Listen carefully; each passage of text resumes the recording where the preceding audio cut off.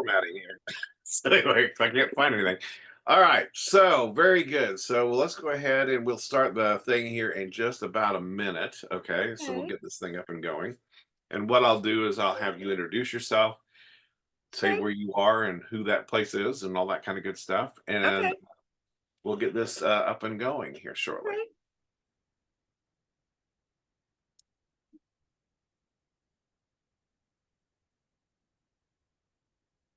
All right. Well, let's. Well, we're about a minute early, but that shouldn't be too awfully bad. So, I am very excited today. Heather Kirk from Glasswater Creek is going to be explaining something to me and to you and to all of us here shortly that I have been trying to get an answer on for about 2 years. When I first became aware that this program and this works for people in senior living, I've been trying to get an answer on. I've been fortunate enough to run into Heather, and Heather is going to teach us how this works. And it's we are in a world where a lot of people are absolutely terrified of senior living because of the expense. And Heather's got some ways here that you can afford senior living if you don't have millions of dollars to pay for things. So Heather, introduce yourself. Tell us about who you Yeah. are, who you represent, and let's go from Sure. there. Yeah. Again, my name is Heather Kirk. I work for a company called Priority Life Care. They are based out of Fort Wayne, a family-run company. They have been up and running since 2016, and they basically just started with, you know, we manage the buildings, and then we have building owners that own these buildings or build them from the ground up. So they just first started with Medicaid waiver communities, which I started working with them in 2017 in their marketing. And in probably 2021, they opened up their first Medicaid waiver low income tax credit housing community. And it had just assisted living. You guys may know of that community being Lake Meadows in Fishers, Indiana. Since then, we have uh, three others we've opened up, and we have a new build that's being built right now. I represent right now Glasswater Creek of Whitestown. It opened up in April of 2022. And um, basically, my job has been just to go to these new communities and do a what's called a lease up. So I'll just kind of go into explain it, and then I'm going to go into what the rates are to help our seniors, so you guys can kind of see how that works. So basically, the building owners get tax credit government dollars to build these multi-million-dollar communities. Assisted living and independent living. You don't always have to add on the independent living. My community at Glasswater Creek, they do. We have assisted and independent. So they build these communities, and the government gives you about a year and a half. You have to lease every single apartment in a year and a half. Wow. If you don't, your building owners cannot claim that tax credit for that apartment for up to 5 to 6 years. They lose lots of money. So that's kind of the reason of we call it a QO, qualified occupancy. If you hear anybody saying that, we're in the middle of our QO. They're leasing up a building for the tax credits. So it kind of goes into that. So our building and all the other communities too for priority that are in Indiana also accept Medicaid and well, now the pathways waiver. We all know that's been kind of hectic right now. So this is just another way that our low income housing piece can help somebody. And we are a lot less expensive than a private pay assisted living. So I'm just going to bring up, and I'm going to share my screen to show you guys um,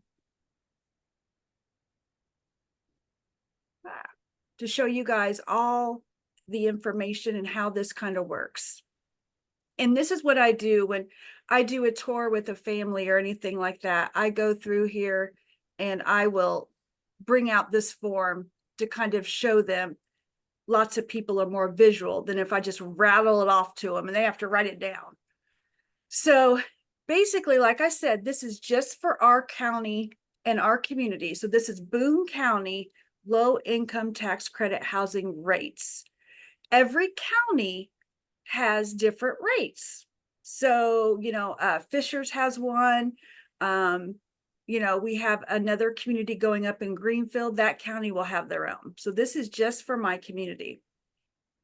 The I was different, out at the Greenfield one the other day. That's really pretty. It's huge. yeah. So that's Facility. one of ours. Yeah. So just so everyone knows, they may have different rates. Okay. They may be lower. I don't know. So this kind of gives you an example. Now, our community, out of all the low income Medicaid waiver assisted livings that Priority Life Care manages, our community is the only one that does the 40, 60, 80, and market rate apartments. Okay. Most of like Lake Meadows and the Greenfield and the other one in Marion, they all just do the 60%. So if you called one of those places, if you make more than $3,855 a month, you can't even live there. Okay. Glasswater Creek's building owners, they said, you know what, we're going to do something different. We're going to broaden this up to accept all the different incomes. So our market rate apartments down here, yes, they are a little more, but if you make over $4,806 a month, you can still live here and be in one of the market rate apartments. So let me just give you guys an example of, what I do on a daily basis and how this works. I get an inquiry call from a family and they want to know our pricing. The first thing I'm going to ask is, what is your monthly income? So the monthly income is going to tell me, let's say, and I don't have the monthly incomes on here, but like a 40%, they can't make any more than $2,403 a month. On a 60%, they can't make any more than $3,855 a month. And on an 80% income, they can't make anything over $4,806 a month. So once I find out what their monthly income is, I then can look down here and say, okay, they want a studio and they're a 60%. So their apartment rent would be $1,081. And then I'll go through another piece with the Medicaid and waiver here. What's the LOC fees over there? What is what? On the next column over, the LOC fees. Yeah. So with assisted living, we have a level of care. We have nursing care. Okay. This has nothing. So LIHTC does not recognize meals. Low income housing rates do not recognize meals, or do they recognize this level of care nursing fee? Okay. So basically, this starts out, a level 1 is $3,531. A level 2 of care is $3,852. And then of course the level 3 is $4,173. All of our communities only take up to a level 3 of care. The reason being, we're going back to the Medicaid and waiver. Medicaid and waiver only pays up through a level 3. The state figures when you're at a level 4, you should be in a nursing home. So kind of heading back on that route. So I cannot really tell a family at that point when I'm on a call with them what their level of care fees will be, because we have to do a nursing evaluation to determine that. I then go into, how, I'll find out a little bit about what they need help with, and I can give them kind of an estimate. So if they are 60% income, and let's say, grandpa does everything pretty much on his own, he just needs help with medication, meals, housekeeping, laundry, he would definitely be, a level 1. So you would take the 1,081 plus 3,531. His monthly to stay at our assisted living would be $4,612 a month. This level of care fee is not a nickel and dime. That's for everything that we provide nursing care. This is also for all their meals. This is for housekeeping once a week, laundry services, a pendant that they get to call the nurse, transportation to doctor's appointments, maintenance on their apartment, laundry, everything that they need in assisted living is included with that.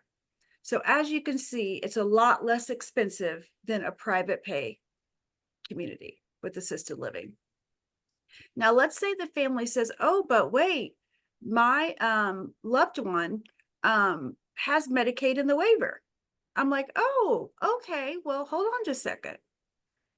So if they're a 60% income still, with Medicaid in the waiver, it's only $943 a month. So a lot less cheaper than the 1,081. We know that that's, there's issues right now with the pathways and the waiver, and it's a long process. But if they already have it, they don't have to pay that LIHTC amount. We'll just go through the waiver amount. And then the waiver picks up the AL fees? Yep. Okay. Yep. So that level of care fee is paid by Medicaid. Now, on top of this, because we are low income tax credit housing, the great thing is we accept the Section 8 voucher through the Boone County housing rate. So let's say we're going to go back to this 60%, let's say he doesn't have Medicaid waiver, or they do, whichever.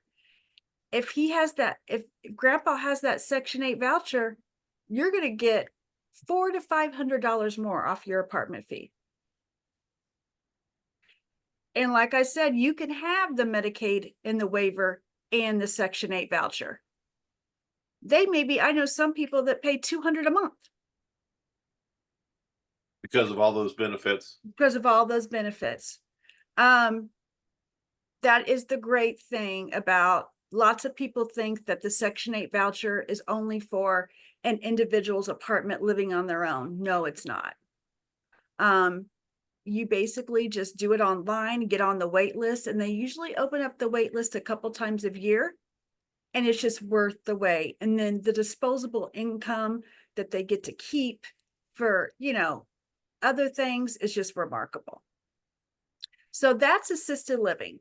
So if we also have independent living, now I only have 25 apartments, but all of our apartments are 1 bedrooms, but a 40% independent living 1 bedroom, $772 a month. And that includes utilities. Of course, there's no level of care. We don't provide care for independent living. Their meals are not included, but still, you're in a beautiful independent living community with security, safety, activities, and you can get a meal as needed, but you can cook in your apartment. Yeah, and try to find an apartment someplace for that. Absolutely. And even look at this, the 60%. If you're a 60% income, you can live in an independent living apartment for $1,158. You sold your home, you could live there, pay that forever. The great thing about the low income, to get approved for low income housing, they only look at your monthly income. They're not like Medicaid. They don't look at, you have, a house that you got money, 150,000 from. They don't look that you have an IRA or a trust. They're only looking at your monthly income. And if it falls in between any of this, you can live in low income tax credit housing. Well, that's excellent. Yeah. So if you get grandma who only makes $1,500 a month, she could have a 1 bedroom and have, almost $400 left over with here. Or And I would say at our community right now, just present, then I have to switch to what's available. Even though someone is a 40% income, I may not have a 40% apartment available. Just saying. So then I go down to the 60%. Okay. Um, Medicaid and waiver kind of trumps if I do not have a 40% apartment for them to pay that. If you have Medicaid and waiver, you can live it in a studio at the 80% for still your 943. Right. So now where is the so the apartments are actually classified as to which could have what? So every apartment has an income designation of a 40% income designation, 60%, 80%, and we have the market rate. Every single apartment is designated with its own income. Okay. So it's specific to the apartment as well as to the individual's income. Absolutely. You're looking at a lot of things. So if I get grandpa, if I say let's say we don't have a 60% or a 40, I then have to explain to the family, I only have 80% studios, or I only have an 80% one bedroom. He's going to have to pull that money from his house sale. He'll get approved because you can, even though he's a 40% income or a 60%, he can still move in at 80%. He just got to pay a higher level. Now, will he be on a waiting list to get moved to the He lower one? can. Okay. Absolutely. Absolutely. So if they move him in at the 80, knowing the fact that Yep. the first time a 40 comes up, he jumps. Yep. And and I'm just going to be honest, Jim, right now, our building is 2 years old now. I'm getting where I have no 40% available, and I'm getting where I only have 60 and 80 in market. It's going to come a time, probably in the next couple of months, I'm only going to have 80% in market. So it's going to get a little tricky So is because, that because of the people that are occupying it? yeah, Okay. So I would, it would be one of those things that till there's turnover, those 40s wouldn't come back. right. Right. There's only a certain amount of 40% apartments, certain amount of 60, certain amount of 80 in market rate. Okay. And just being honest, in Boone County, the 40% income is basically the income for them. I mean, just about every call I get, nobody really makes more than 2,403 a month, Okay. or that 28,840 a year. I'm just being honest, and that's Yeah. fine. I mean, but like I said, hopefully they got money from a house sale, and then they can kind of spin down in our building doing the LIHTC rate, and then go right into the Medicaid and the Pathways waiver. Right.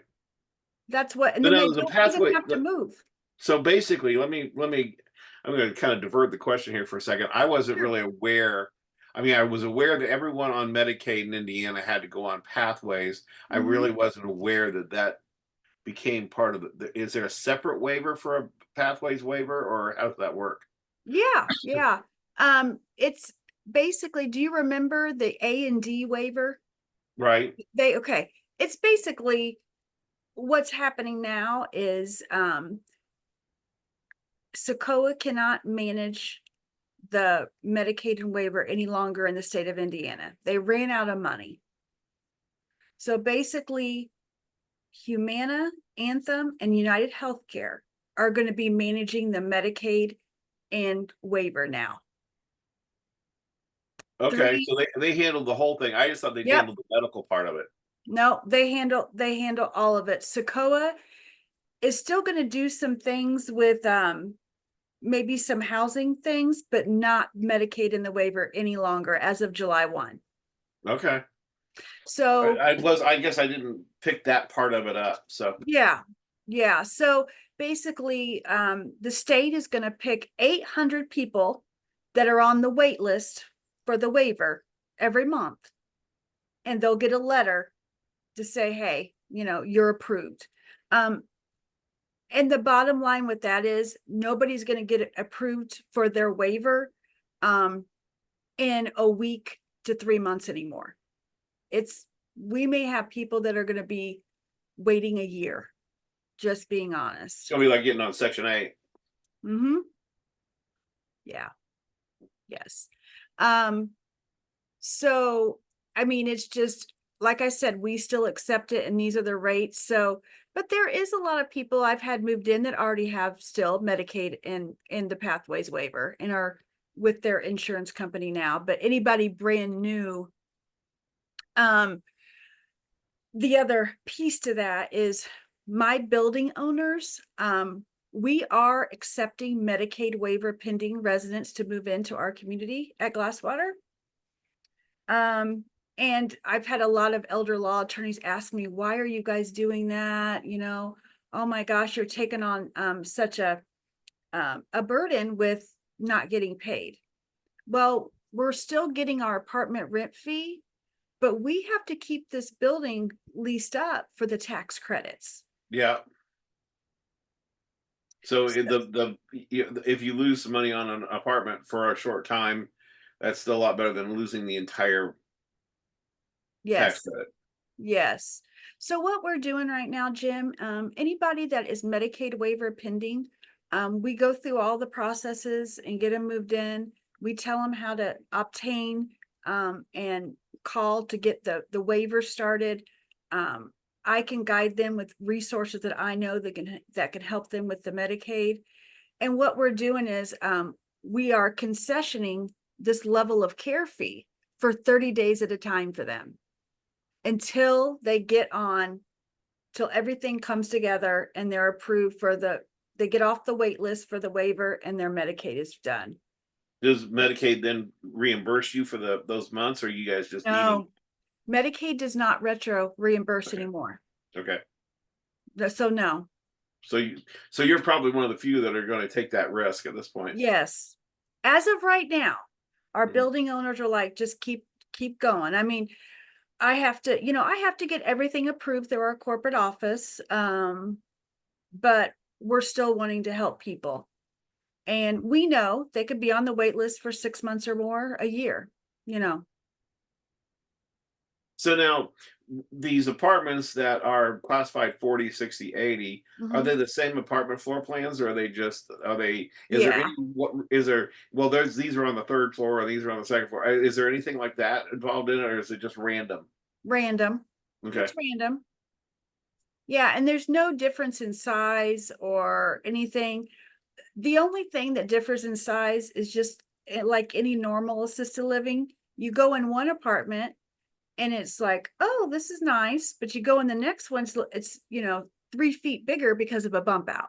Right. It doesn't matter the income designation. They didn't even look at that part of it. So just it was a random Yes. selection. Okay. Yes. Yes. So we have 1 bedrooms and studios on our assisted living. Independent living, they're all 1 bedrooms. Okay. Now, in your building, it's been a while since I've been in there.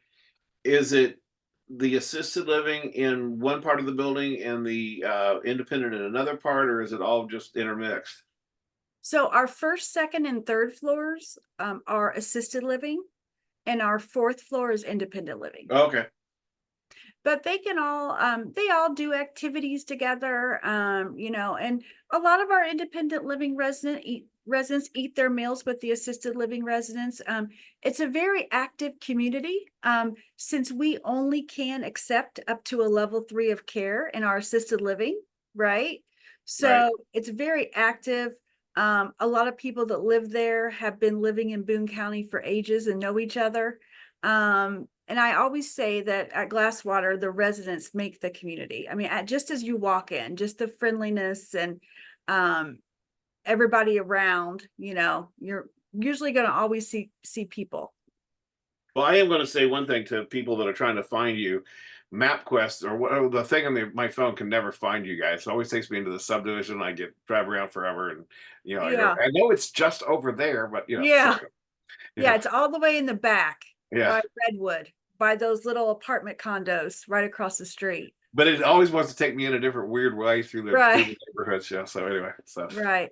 And I did want so to say to your viewers, our company, to kind of help the seniors through this summer, we're doing a special summer deal right now that if you sign your lease by 7/31, your apartment rent for August is free. And also because of the low income housing, we do not charge a community fee. There's no deposit or community fee at our place. And we do now, allow pets. you love pets? Mhm. Let me ask you a question. Is talking about Boone County and the different things on the rules on Boone County.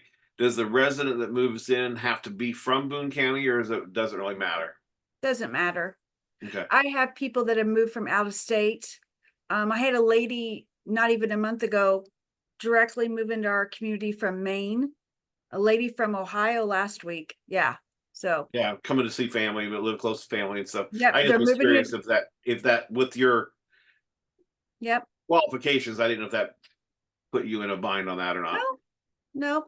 Now they can't, you know, start the pathways waiver or file anything like Medicaid until they get into our state, Right. until they're, I also wanted to, I know pets is huge because they're wonderful for seniors, with the emotional, support they need.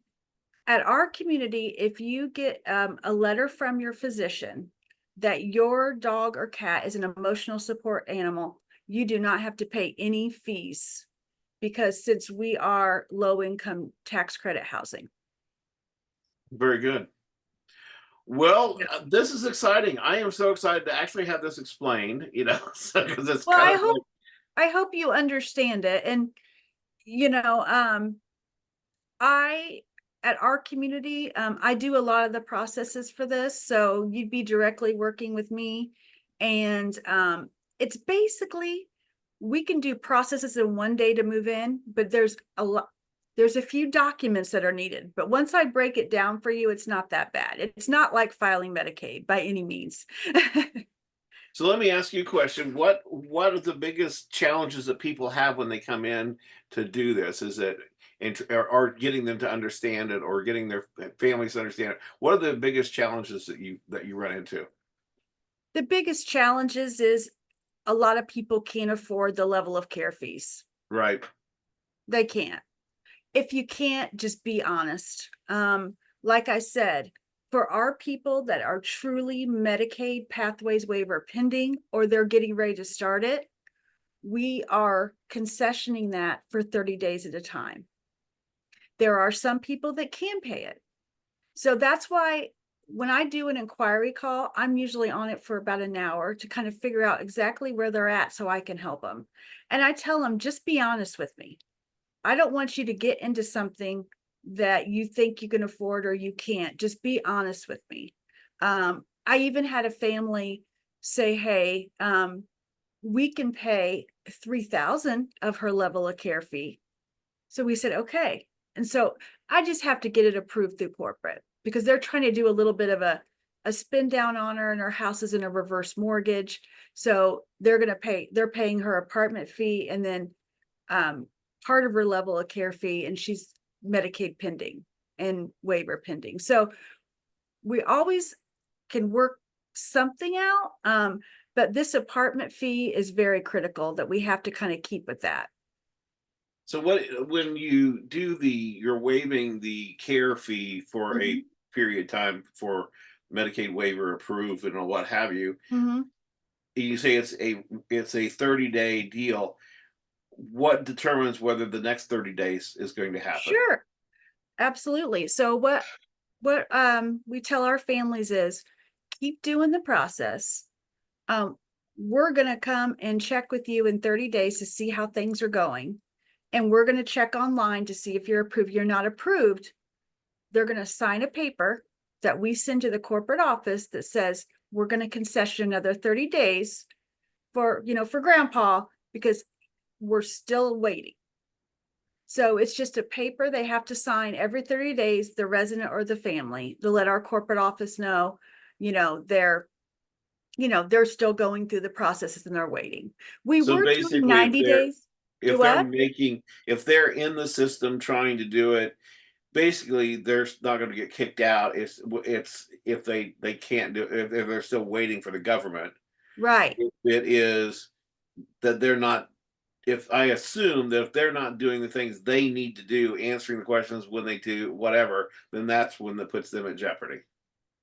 That is exactly right. And I tell you, our company's very generous. They're very caring and give chances.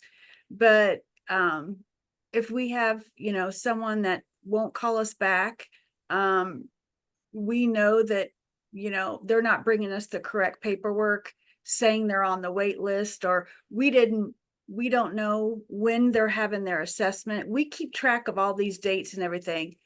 It's communication. And I tell my families and residents, communicate with us, you're fine. Yeah. But it's when we don't hear from you and you stop paying your apartment rent fee, and that's when we get into the 30-day notice where you'll Okay. have to move somewhere else. That's what I mean. But that's fair. I mean, that's more than fair. But and I was assuming that you probably and then there's always families and people that just don't follow through on things. So Right, right. And I will say I go through every step with them. I give them all the resources to do it. And I would say that 85% of our families follow through and they're very successful. My lady from Maine's already had her assessment and she's already on the wait list. Now she's got to do her Medicaid, yeah. so he did everything the way I told him, and they're proceeding. Well, very good. Well, I appreciate this so much. This was great. This is something I've been trying to figure out for a very long time. I think it was. I think it was the one in Fishers the first time I'd heard about it. Yeah. And then different people had been there, so I've been looking for you to come and teach me this. So this is very Yeah. good. This Yeah. video will go on our Facebook page. It will go on our Life's Copilot Facebook page. It'll go on our it'll come out in an email blast, but you'll be able to have access to this. And I'll send you a copy of it so you can do with it as you please. Okay, so but I really appreciate your time. I really appreciate you coming and sharing with us. Thank you so Oh, much. no problem. And anyone, I think Jim's going to leave my contact info. Please feel free to stop by or call me, and I can explain things to you, give you an amazing tour, and kind of show you everything that's going on. Um, just wanted to kind of rattle off a couple things um, about what communities are ours that does the low income and everything. So we got Lake Meadows and Fishers, of course, our community, Glasswater Creek of Whitestown, Vida of Marion, and Vivera in Jeffersonville, Indiana. And then our new community that's up, should be by the end of the summer, ready for grand opening, is Vida of Greenfield. Yeah. So we're here to help seniors. And it also has issues with the with MapQuest or whatever trying to find it because but I go that has to be it. There's these great big buildings there. So yeah. Anyway. Well, So thank you so much, Jim, for allowing me to talk. Like I said, I've been doing this a long time, and for some reason, I've always worked with the lower income, and I just love it. And just helping families and the residents solve their puzzle, because it can be rough sometimes. it's scary. It is but the thing is that's one of the reasons Life Copilot exists is when I got into caring transitions where we help downsize people and get them Yeah, moved and help them sell off their stuff and do all that. I started meeting all of these different senior service providers and realized just how many things are out there and how many services and programs that I had never heard of and I had no idea right. were there. So we created this Life Copilot to get this information out so people are Aw, not out there trying to feel around in the dark. that's awesome. And I'm so busy helping families all the time. I'm glad that you're able to, coordinate this kind of thing to spread the word. Well, I appreciate you coming on. And Oh, so and fun. congratulations on your new house. So, Oh, thank you. Thank you. I'm very excited. all righty. Well, And we'll I'll talk see to you you guys soon. later. Bye Okay. bye. All right. Bye-bye.